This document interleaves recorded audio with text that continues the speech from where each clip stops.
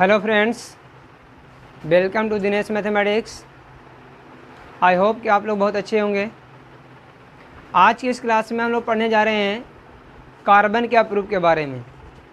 इससे पहले वाला वीडियो में हम लोग सहसंयोग बंधन, आयनिक बंधन, रासायनिक बंधन ये सब के बारे में पढ़ चुके हैं। सहसंयोग बंधन कितने प्रकार के होते हैं इसके बारे में हम बता चुके हैं। अगर आप वीडियो को मिस कर दिए हैं तो उसका लिंक डिस्क्रिप्शन बॉक्स में मिल जाएगा, आप क्लिक करके वहाँ से देख सकते हैं। तो चलिए अब हम लोग क्लास को स्टार्ट करते हैं। हमारा हेडिंग है यहाँ पे कार्बन के अप्रूप। तो आपसे कोई अगर क्वेश्चन पूछता है कार्बन के कितने अप्रूप हैं तो हम बोलेंगे 3। ऐसे तो है बहुत, लेकिन हम लोग जनरली 3 पढ़ना है। कार्बन कितने अप्रूप हैं? 3 अप्रूप पढ़ना है हम लोग को, ठीक है। पहला हीरा पढ़ना है। क्या पढ़ना है? हीरा के बारे में, ठीक है। दूसरा आपका हो जाएगा ग्रेफाइट,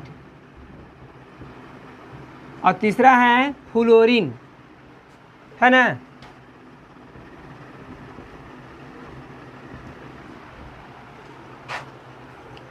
तो ये 3 अप्रूप हम लोग को पढ़ना है मुख्य रूप से यहाँ पे, हीरा, ग्रेफाइट और फ्लोरीन। अच्छा, दिख नहीं रहा अच्छा से, चलिए अब ठीक है। तीनों अप्रूप के बारे में हम लोग बारी बारी से जानेंगे क्या है। तो सबसे पहले अगर हम लोग हीरा की बात करते हैं, किसका? हीरा। देखिए, अगर हीरा की बात करते हैं तो हीरा है क्या? तो पहला पॉइंट में हम लिख सकते हैं हीरा कार्बन का एक अप्रूप है। कार्बन का एक अप्रूप है। क्लियर है ना? हीरा जो है से कार्बन का एक क्या है? अप्रूप है। दूसरा पॉइंट में लिख सकते हैं हीरा का एक कार्बन अन्य 4 कार्बन परमाणुओं से जुड़े होते हैं। हीरा का एक कार्बन, एक सी का मतलब हो गया कार्बन, सी का मतलब क्या हो गया? तो हीरा का एक कार्बन जो होता है 4 अन्य कार्बन के साथ जुड़ा होता है, ठीक है। 4 अन्य कार्बन के साथ ये क्या होता है? जुड़ा होता है। जैसे में देखिए, एक कार्बन ये है, देखिए इसके साथ ये कार्बन है, ऐसे कार्बन बना लिया। देखिए सब 4 को से जुड़ रहा है ना। ये कितना से जुड़ा हुआ है अभी? 1। इसमें भी 3 लगा दीजिए, 4 को जुड़ गया ना। इसमें भी लगा दीजिए। तो यहाँ पर हम बोल सकते हैं कि ये जो हीरा का एक कार्बन परमाणु है 4 अन्य कार्बन परमाणु से क्या होते हैं? जुड़े रहते हैं, इस प्रकार से। समझ में आ रहा है ना? इस प्रकार से ये अपना श्रृंखला बना लेते हैं लोग जुड़ करके। समझ में आया? और ये जो जुड़े रहते हैं सहसंयोजक बंधन द्वारा जुड़े होते हैं। किसके द्वारा? सहसंयोजक बंधन द्वारा जुड़े रहते हैं। कोई अगर पूछ देता है कि कार्बन जो होता है, हीरा का एक कार्बन अन्य 4 कार्बन से किसके द्वारा जुड़े होते हैं? तो बोले सहसंयोजक बंधन द्वारा जुड़े होते हैं। इसीलिए ये जो होता है अत्यंत कठोर पदार्थ। ये क्या है? अगर कोई पूछ दे कि दुनिया का सबसे कठोर पदार्थ कौन है, तो हम लोग बोलेंगे हीरा। क्या बोलेंगे? अब देखिए, हीरा में विद्युत का चालन नहीं होता है जी। हीरा विद्युत का कुचालक होता है, सुचालक नहीं होता है। अब देखिए क्यों? क्योंकि इसमें कहीं भी फ्री इलेक्ट्रॉन दिखाई दे रहा है। कहीं भी एक मुक्त इलेक्ट्रॉन है इसमें? क्या कहीं भी फ्री इलेक्ट्रॉन नहीं है? अगर है तो बताइए कि यहाँ पे है, कहीं भी है क्या? नहीं है। तो हीरा के कार्बन जो होते हैं इनके कोई भी मुक्त इलेक्ट्रॉन नहीं होते हैं। इसी वजह से इसमें विद्युत का प्रवाह नहीं होता है, इसीलिए इसमें विद्युत का प्रवाह। क्लियर है ना? अगर कोई पूछ दे कि हीरा विद्युत का कुचालक क्यों है? तो हम बोलेंगे हीरा में कोई भी मुक्त इलेक्ट्रॉन नहीं होते हैं। और हम लोग धातु अधातु वाला लेसन में पढ़ चुके हैं कि यदि किसी भी चालक से करंट प्रवाहित हो रही है, विद्युत धारा प्रवाहित हो रही है, तो इसका कारण क्या है? मुक्त इलेक्ट्रॉन है। अगर मुक्त इलेक्ट्रॉन पाया जाएगा उसमें तो विद्युत का वो सुचालक होगा, लेकिन अगर मुक्त इलेक्ट्रॉन नहीं पाया जाएगा तो विद्युत का वो क्या हो जाएगा? कुचालक होगा। तो इसमें कहीं भी फ्री इलेक्ट्रॉन है, सब एक दूसरे से क्या है? जुड़े हुए हैं। सभी एक दूसरे से क्या है? जुड़े हुए हैं। तो इसमें मुक्त इलेक्ट्रॉन नहीं होते, इसी वजह से विद्युत का कुचालक होता है। विद्युत का पहला पॉइंट क्या बनेगा? कार्बन का एक अपरूप है। क्लियर है? दूसरा पॉइंट बन जाएगा इसका एक कार्बन परमाणु अन्य 4 कार्बन परमाणु के साथ जुड़ा हुआ रहता है। जैसे में देख लीजिए सब, ये वाला 1 2 3 और नीचे वाला के साथ 4, ये वाला देख लीजिए 1 2 3 और ऊपर वाला के साथ 4। तो सभी एक दूसरे से कितने कार्बन से जुड़े होते हैं? 4 से जुड़े होते हैं। क्लियर है ना? कितने जुड़े होंगे? अच्छा, ये जो जुड़े होते हैं सह संयोजक बंधन द्वारा जुड़े होते हैं। किसके द्वारा जुड़े होते हैं? सह संयोजक बंधन द्वारा जुड़े होते हैं। क्लियर है ना? उसके बाद ये अत्यंत कठोर होते हैं। हीरा अत्यंत क्या होता है जी? कठोर, बहुत मजबूत होता है। ठीक है? फिर हम बोल सकते हैं ये विद्युत का कुचालक होता है। विद्युत का क्या होता है ये? यानी इसमें फ्री इलेक्ट्रॉन नहीं पाए जाते, इससे वजह से विद्युत का कुचालक होता है। क्लियर है ना? चलिए स्क्रीनशॉट लीजिए आप लोग। देखिए ग्रेफाइट, देखिए ध्यान से समझिएगा। ग्रेफाइट भी जो है कार्बन का एक अपरूप है।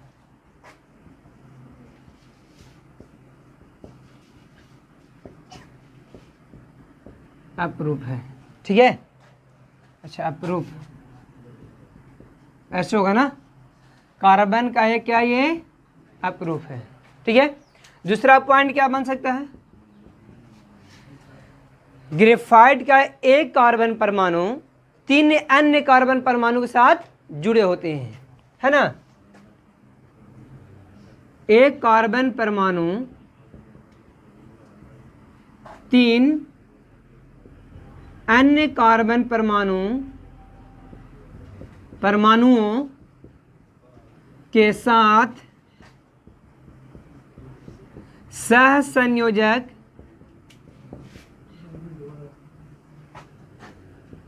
बंधन द्वारा जुड़े होते हैं। साफ साफ चल नहीं रहा है, सही से चल नहीं रहा है। चलिए कोई नहीं। यहाँ देखिए कार्बन का एक अपरूप है, एक कार्बन परमाणु 3 अन्य कार्बन परमाणु के साथ सहसंयोजक बंधन द्वारा जुड़े होते हैं। तीसरा पॉइंट हो सकता है ये वलयाकार होता है।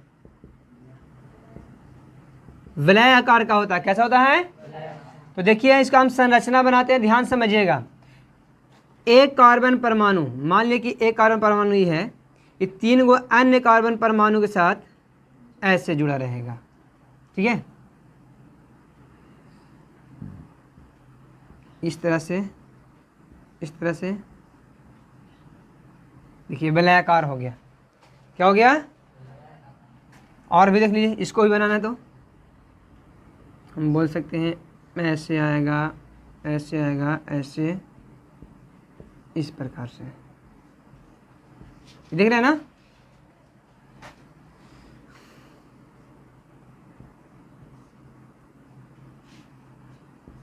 इस प्रकार से। तो इस तरह से अपना संरचना क्या करता है? बनाता है। ओहो, टेढ़ा हो गया हल्का सा, है ना? चलिए कोई दिक्कत नहीं। देखिए ध्यान से देखिए तो यहाँ वाला कार्बन परमाणु, यहाँ वाला कार्बन परमाणु देखिए तो प्रत्येक 3 से जुड़ा रहता है। प्रत्येक क्या होता है? 3 से जुड़ा हुआ होता है। देखिए यहाँ पे ग्रेफाइट जो होते हैं, एक कार्बन परमाणु 3 अन्य कार्बन परमाणु के साथ क्या होते हैं? इसकी बात करते हैं। देखिए 1 2 3। तो यहाँ पर देखिए ध्यान से समझिए कि इसमें बाहरी कक्षा में 4 इलेक्ट्रॉन होते हैं, जो 3 को जुड़ा हुआ है। तो एक बच ना गया, एक इसका फ्री इलेक्ट्रॉन होते हैं। क्या हो जाते हैं? देखिए इसको ऐसे ही बना सकते हैं आप, इसको जोड़ देना है तो ऐसे ऊपर लेंगे, ऐसे लेंगे, इस तरह से इसको आगे ले लेंगे, वैसे मिला देंगे। इस तरह संरचना को और आप आगे बढ़ा सकते हैं। ठीक है, अभी दोनों को लेना होगा इस तरह से, ऐसे, इस तरह से। अब ये दोनों को लेकर भी बना सकते हैं, सबको इसी तरह से बारी बारी से बना देना। ठीक है, अब देखिए यहाँ पर हम बात करेंगे कि कार्बन का एक परमाणु 3 अन्य कार्बन परमाणु से सहसंयोजक बंधन द्वारा जुड़ते हैं। किसके द्वारा? सहसंयोजक। लेकिन इसमें फ़र्क क्या है, हीरा की अपेक्षा में इसमें फ़र्क कितना है कि इसमें एक इलेक्ट्रॉन बाकी रह जाता है जुड़ने के लिए, क्योंकि एक कार्बन परमाणु 3 के साथ जुड़ा होता है और हम लोग जानते हैं कार्बन के बाहरी कक्षा में टोटल कितने इलेक्ट्रॉन होते हैं? 4। तो 4 को 3 गो से जुड़ गया है, 4 को जैसे 3 गो से क्या हुआ है? जुड़ गया है। बाकी एक को तो फ्री है ना ये, तो ये मुक्त इलेक्ट्रॉन होता है। क्या होते हैं? और इसी मुक्त इलेक्ट्रॉन के कारण ये विद्युत का सुचालक होता है। ये विद्युत का क्या होता है? ग्रेफाइट विद्युत का क्या होता है? सुचालक होता है। और ये जो होता है ये अपने एरिया में घूम सकता है, फिसल सकता है, फिसलते रहता है, जिसके वजह से ये लचीला एवं कोमल होता है। लचीला और चिकना भी होता है, लचीला और चिकना होता है। हीरा भर कठोर होता है क्या ये? आप लोग ग्रेफाइट देखो में पेंसिल का नोक जो होता है ना, जो हम लोग जिससे पेंसिल लिखते हैं ना, पेंसिल से, वही आपका ग्रेफाइट है। वो क्या है? क्या वो हीरा की अपेक्षा में बहुत ही मुलायम नहीं है? है कि नहीं? क्यों? क्योंकि ये पूर्णतः बंधन नहीं बना पाता है।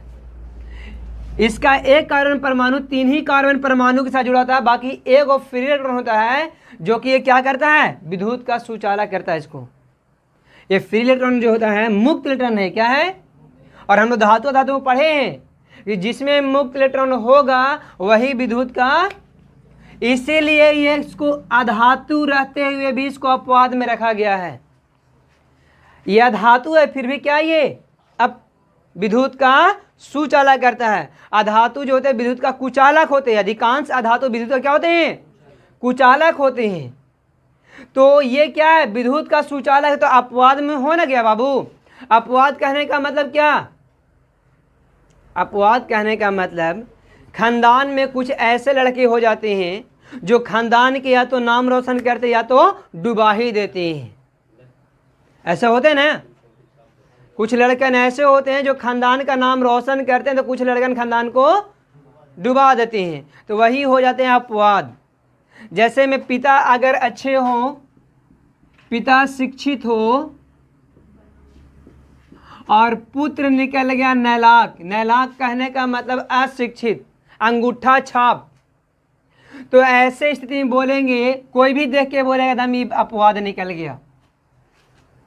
काहे भाई? कहा कि इसके घर में सब शिक्षित था, पिता शिक्षित थे, सब शिक्षित थे, लेकिन ये अंगूठा छाप निकल गया, तो ये हो गया नैलाक। और इसी को हम लोग बोलते हैं अपवाद। क्या बोलते हैं? या मान लेते पिता शिक्षित है, पिता बेचारे गरीब है, नहीं पढ़े लिखे थे, और पुत्र बन गया इंजीनियर, डॉक्टर बन गया, तो वो भी क्या निकल गया? अपवाद निकल गया। वो भी क्या है? कुछ अच्छे काम कर रहा है ना, तो अपवाद हो गया है। समझ में आ गया ना? तो उसी तरह से ये जो है से अपवाद है। क्यों? क्योंकि ये विद्युत को ढोने का काम कर रहा है, विद्युत के एक छोर से दूसरे छोर तक लाने का काम कर रहा है, इसलिए क्या है? अपवाद है। ठीक है? अधातु होते हुए भी ये विद्युत का सुचालक है, क्योंकि इसका एक इलेक्ट्रॉन जो होता है वो मुक्त अवस्था में होता है, फ्री होता है, इसी वजह से ये विद्युत का सुचालक होता है। और ये फ्री इलेक्ट्रॉन जो होता है अपने एरिया में घूम सकता, फिसलता रहता है, जिसके वजह से ये क्या होते हैं? लचीला हो जाते हैं। क्या होते हैं? लचीला होते हैं, मजबूत नहीं होते हैं। ठीक है? अब यहाँ पर ऑब्जेक्टिव क्वेश्चन के रूप में आपसे पूछा जा सकता है कि ग्रेफाइट विद्युत का सुचालक क्यों होता है? तो हम बोल देंगे ग्रेफाइट विद्युत का सुचालक इसलिए होता है क्योंकि ये विद्युत का इसमें मुक्त इलेक्ट्रॉन होते हैं। क्यों होता है? क्या होता है? ये कठोर नहीं होता है। क्यों? क्यों कठोर नहीं होता है? क्योंकि बोलेंगे ये पूर्णता बंधन, पूर्णता सहसंयोजक बंधन नहीं बना पाता, इसका एक इलेक्ट्रॉन फ्री ना रह गया जी। अगर ये चारों जुड़ा होता तो ये भी हीरा के भांति कठोर होता। समझ में आ गया? तो ये था ग्रेफाइट के बारे में पढ़ना। इसका स्क्रीनशॉट लीजिए आप लोग। देखिए स्क्रीनशॉट लीजिए इसका। अब क्लीन करते हैं। अब चलते हैं हम लोग यहाँ पर किसे फुलेरिन के बारे में। चलिए इसको क्लीन करते हैं पहले। अब देखिए फुलेरिन, देखिए समझिए ध्यान से।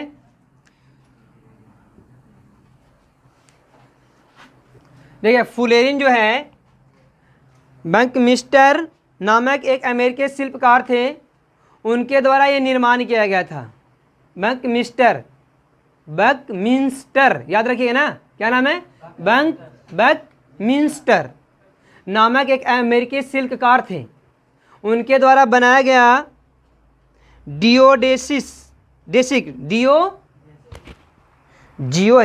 जियोडेसिक गोलाकार गुंबज का सदृश था ये, ठीक है। उनके द्वारा ये बनाया गया था और ये 60 कार्बन से मिलकर बने हुए थे। देखिए अगर फुलेरिन के बात में बोलता है तो पहला पॉइंट क्या लिखेंगे हम लोग? पहला पॉइंट लिखेंगे कार्बन का एक अपरूप है, शुद्धतम अपरूप बोल सकते हैं इसको।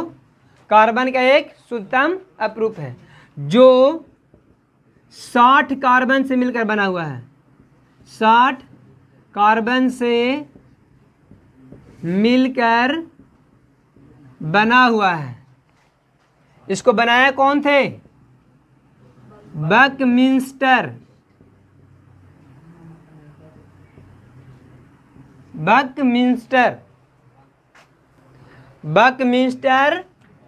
नामक एक क्या थे? अमेरिकी शिल्पकार थे, उन्होंने इसको बनाया था। 60 गो कार्बन को सजाया थे। ये फुटबॉल के भांति देखने में लगता था, कैसा लगता था? तो ये बॉल बन न गया, तो इसलिए इसको बक्की बॉल भी कहते हैं। C60 इसको हम लोग C60 द्वारा दर्शाते हैं। किसके द्वारा? C60 का मतलब क्या हुआ? 60 कार्बन से मिलकर बना हुआ। आप लोग फुटबॉल देखे ना, तो सेम फुटबॉल की जैसा ये दिखता था। कैसा दिखता था? इसीलिए इसको बक्की बॉल के नाम से जाना जाता है। किस नाम से? C60 को बक्की बॉल के नाम से भी जाना जाता है, याद रखिएगा ना। कोई पूछ देगा बक्की बॉल का संकेत क्या होगा, तो हम लोग बोलेंगे C60। या बक्की बॉल कितने कार्बन से मिलकर बने होते हैं? तो 60 कार्बन से। कितने कार्बन से? तो हम लोग को फुलेरिन के बारे में इतना ही पढ़ना है, इससे ज़्यादा नहीं पढ़ना है, ठीक है ना। इसका स्क्रीनशॉट लीजिए आप लोग। चलिए अगला पॉइंट है हम लोग को कार्बनिक यौगिक के सूत्र। ये साफ साफ दिखाई नहीं दे रहा होगा, इंक अच्छा से नहीं चल रहा है इसके वजह से, है ना। तो आप लोग कंप्रोमाइज़ कीजिएगा इसमें। अगले वीडियो में हम लोग अच्छे वीडियो बनाएंगे, अच्छे से क्वालिटी अच्छा होगा। चलिए लुईस इलेक्ट्रॉन बिंदु संरचना। हम लोग यहाँ पढ़ना क्या है? कार्बनिक यौगिकों का सूत्र। तो कार्बनिक यौगिकों के सूत्र को 3 तरह से हम लोग लिखते हैं। पहला है लुईस इलेक्ट्रॉन बिंदु संरचना, यानी पहला हम लोग बिंदु संरचना द्वारा दिखाते हैं। इलेक्ट्रॉन को किसके द्वारा दिखाते हैं? बिंदु द्वारा, है ना। तो इसको बोला था लुईस इलेक्ट्रॉन बिंदु संरचना, क्योंकि बिंदु संरचना का खोज इसने ही किए थे, लुईस पास्चर ने। कौन किए थे? ठीक है, तो इसके बारे में हम बताएंगे। फिर दूसरा पढ़ना है संरचना सूत्र, बॉन्ड जो खींचते हैं ना उसके द्वारा। त्रिविमीय सूत्र, तो ये बारी बारी से हम लोग देखेंगे। सबसे पहले आज देखेंगे हम लोग अभी लुईस इलेक्ट्रॉन बिंदु संरचना। तो लुईस इलेक्ट्रॉन बिंदु संरचना में क्या होते हैं कि सहसंयोजक बंधन में जितने भी परमाणु भाग लेते हैं, उनके बाहरी कक्षा में जो इलेक्ट्रॉन होते हैं, जो साझेदारी करते हैं, उनको हम एक बिंदु द्वारा दर्शाते हैं। किसके द्वारा दर्शाते हैं? उसी को बोलते हैं लुईस इलेक्ट्रॉन बिंदु संरचना। जैसे मैं आपके बुक में दिया है मेथेन, एथेन, प्रोपेन, ब्यूटेन, ये सब का बनना है ना। ये पहला क्या है? हम लोग चलते हैं बिंदु संरचना में। बिंदु संरचना, ठीक है। तो देखिए यहाँ पे हम लोग बात करेंगे लुईस इलेक्ट्रॉन बिंदु संरचना में। आपका बुक में दिया है मेथेन। मेथेन को हम लोग CH4 बोलते हैं। इसका सूत्र क्या होता है? उसके बाद है आपका एथेन, C2H6 होता है ना। उसके बाद प्रोपेन, C3H8। उसके बाद होता है ब्यूटेन, C4H10, उसके बाद होता है पेंटेन C5H12, ये है ना। तो इनको क्या करना है, हम लोग को दिखाना है किसके द्वारा, इलेक्ट्रॉन बिंदु संरचना द्वारा। तो देखिए कार्बन के बाहरी कक्षा में टोटल 4 इलेक्ट्रॉन होते हैं बाबू।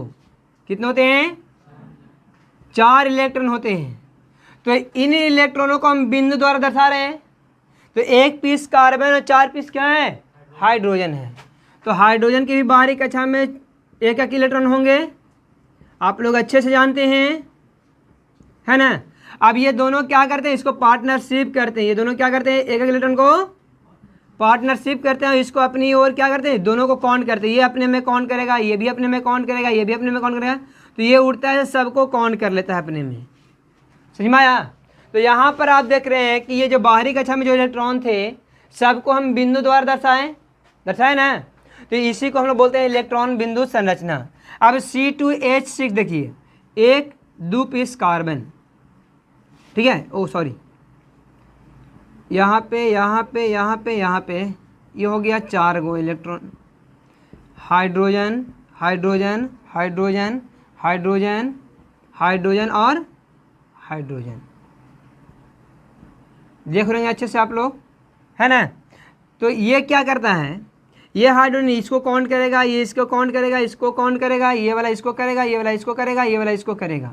अब ये उठेगा, सिर्फ पूरा को ऐसे काउंट कर लेता है। ये उठता है ऐसे, पूरा को ऐसे काउंट कर लेता है, ऐसे ही ना। तो इनको हम किस द्वारा दर्शा रहे हैं, बिंदु द्वारा दर्शा न रहे हैं। तो यही है हमारा इलेक्ट्रॉन बिंदु। और ये कौन किया था सर्वप्रथम, लुईस पास्चर ने, इसलिए इसको बोला जाता है लुईस इलेक्ट्रॉन बिंदु संरचना। क्लियर है। तो ये सबको अपने से कर लीजिएगा, ये सबको इसी तरह से कर लीजिएगा ना। चलिए स्क्रीनशॉट लीजिए आप लोग। ये आपको मिल गया एकल बंधन वाला, है ना। अब डबल बॉन्ड वाला मिले तो कैसे बनाएंगे हम लोग, जैसे में बात करते हैं एथीन के, एथीन C2H4 को कैसे बनाएंगे।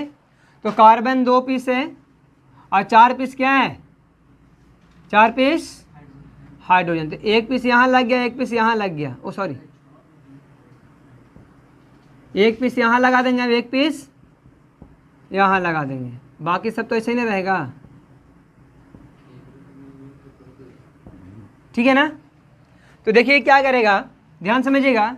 ये दोनों डबल बॉन्ड के साथ जुड़ जाएंगे, 2-2 इलेक्ट्रॉन का साझेदारी करेंगे। कितने इलेक्ट्रॉन को, 2-2 इलेक्ट्रॉन की साझेदारी करेंगे।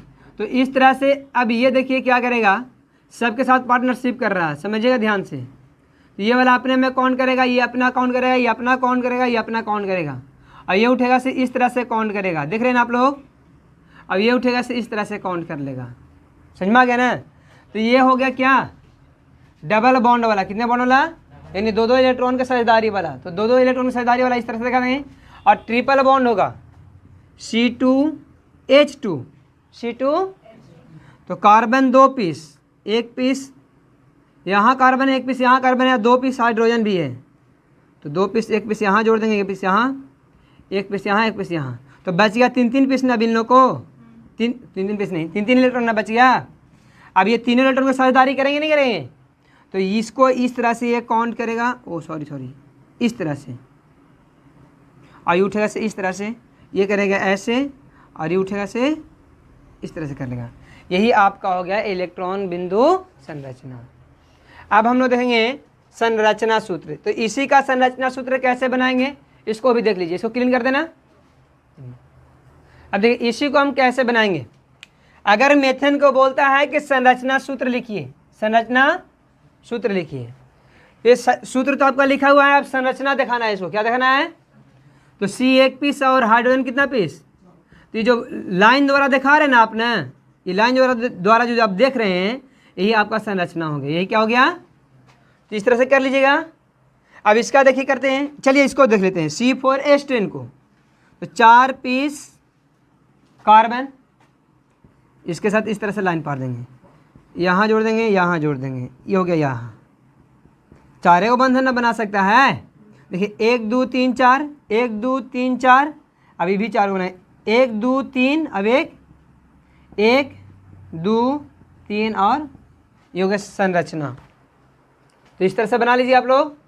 इसको देखिए C2 2 होगा C और एक हाइड्रोजन यहाँ, एक हाइड्रोजन यहाँ, एक हाइड्रोजन यहाँ, ऊपर ही कर देते हैं ना। अब एगो, अब देखिए 2 ही बॉन्ड ना बना पाया जी, तो इसको 2 को बंधन और बनाना होगा ना। देखो 4 को बंधन हो गया, इसका देखिए 1 2 3 4 को बंधन हो गया, ये हो गया संरचना। फिर यहाँ देखिए एक पीस हाइड्रोजन इधर हो गया, एक पीस हाइड्रोजन इधर हो गया। अभी तक एक ही बंधन बनाया है, 3 को बंधन अभी इसी के साथ में बनाएगा, तो 1 2 3, यही हो गया आपका संरचना सूत्र। चलिए इसका स्क्रीनशॉट लीजिए आप लोग। अब देखिए त्रिविमीय संरचना, त्रिविमीय संरचना सूत्र जो है वो किस प्रकार से लिखेंगे। जैसे इसी का बात करते हैं मीथेन का, तो हम लोग कैसे लिखेंगे। मीथेन को त्रिविमीय संरचना में अगर दिखाना होगा तो हम दिखाएंगे कि एक पीस हाइड्रोजन इधर जुड़ा हुआ है, एक पीस हाइड्रोजन इधर जुड़ा हुआ है, ठीक है। अब एक होता है कि इसके अंदर अब एक बाहर, एक दोनों किनारे किनारे लग जाएंगे, अब एक अंदर अब एक बाहर कैसे जुड़ेंगे। तो अंदर तो इसको ले नहीं जा सकते हैं, अंदर ले जा सकते हैं क्या, देखिए आपका बुक में दिया होगा, दिया है ना। हाँ चलिए, इसको आपको ऐसे दे दिया है यहाँ पे, है ना, इस तरह से, ठीक है। अब एक अंदर दिखाने से, अंदर कैसे दिखाएंगे, बाहर भी दिखाना है तो कैसे दिखाएंगे इसको। तो बाहर मतलब इस तरह से ऊपर उठा हुआ अंदर रहेगा जी, तो ऊपर उठा हुआ वाला के देखिए इससे दिखा दिया है इसी तरह से, ऐसे देख रहे हैं ना जी, ये इस तरह से संरचना दिखाया है। ये आपका मतलब हो गया कि क्या है, ये ऊपर उठा हुआ है, और डॉट डॉट द्वारा दिखाया है इसे, ये आपका क्या है, अंदर धंसा हुआ है। तो जब इसके अंदर से देखें तो ये दिखाई देगा, ये दिखाई, जब ये अंदर होगा सामने तो इसके दिखाई नहीं देगा। तो मेरे पास 3 ही बीमा दिखाई देता है, एक ये वाला और एक ये वाला और एक ऊपर जो उठा हुआ है, इसलिए 3 बीमा वाला सूत्र बोलते हैं। कितने बीमा वाला बोलते हैं। और ये काल्पनिक हो गया, क्या हो गया, जो अंदर इस तरह से गया है। तो त्रिविमीय संरचना भी आप लोग अच्छे समझ में आ गया होगा, क्लियर है ना, कोई डाउट किन्हीं को नहीं है। तो आज के क्लास में हम लोग बस इतना ही, त्रिविमीय संरचना तक समझ गए। अब आगे देखेंगे अगले क्लास में। अगर वीडियो अच्छा लगा हो तो मेरे YouTube चैनल को सब्सक्राइब करें और अपने दोस्तों के पास ज़रूर शेयर करें। Thanks for watching.